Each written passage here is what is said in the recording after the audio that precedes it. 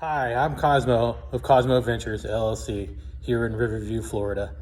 Today I'll be talking to you about scuba cylinders and the required maintenance that they need.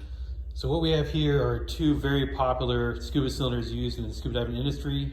The one on the left is an aluminum 80 and the one on the right is a steel low pressure 85. So one way to identify them is with a aluminum tank is looking for a 3AL. The AL identifies it as an aluminum cylinder. One of the other things you'll see on here, the markings is this is the pressure, max pressure is 3000 PSI.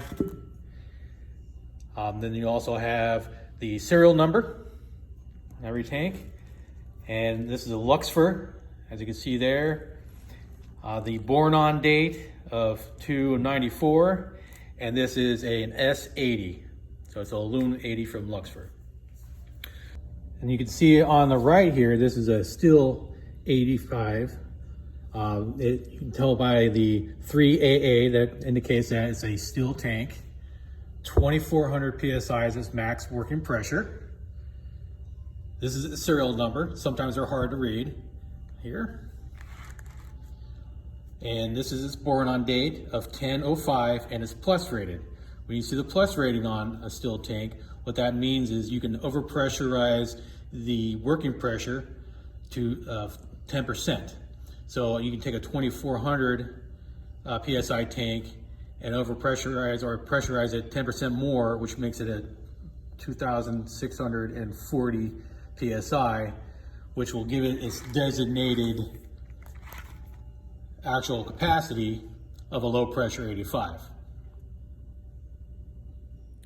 Scuba cylinders require that they are visually inspected every year and hydrostatically tested every 5 years.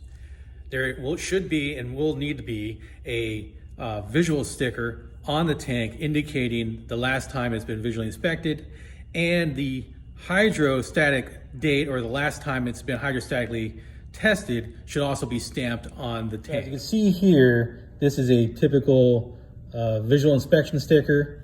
You can see it's been punched out for the date that it was actually visually inspected. This one's just been done recently of April of 2023. And it's actually been punched out so that it actually can be used for O2 service. On the same tank, here is the last hydrostatic testing date of 3/22. So that means that this is good to go for 5 years from now until the next one is required. The longevity of scuba cylinders can vary quite a bit depending if it's a steel or aluminum. Aluminums typically can go 20-25 years before possibly failing a hydrostatic test.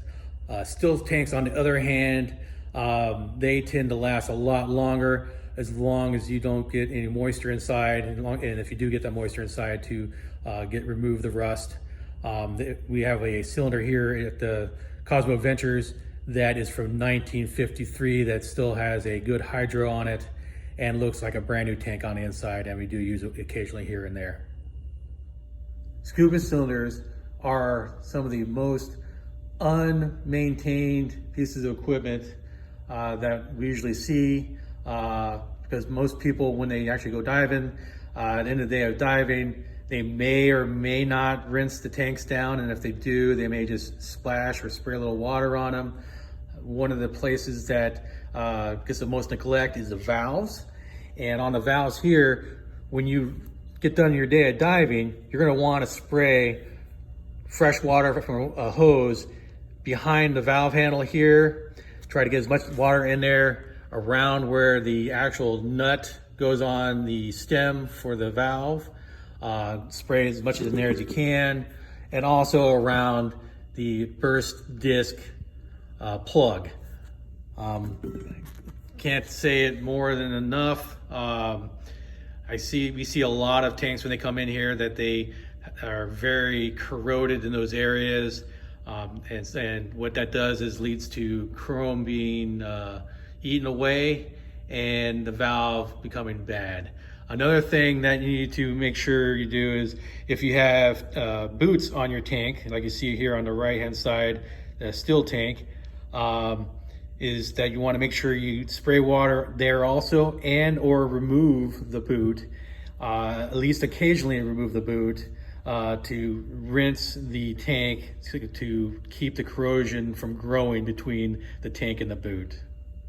Thanks for taking your time watching this short and sweet video about tanks, and be safe diving.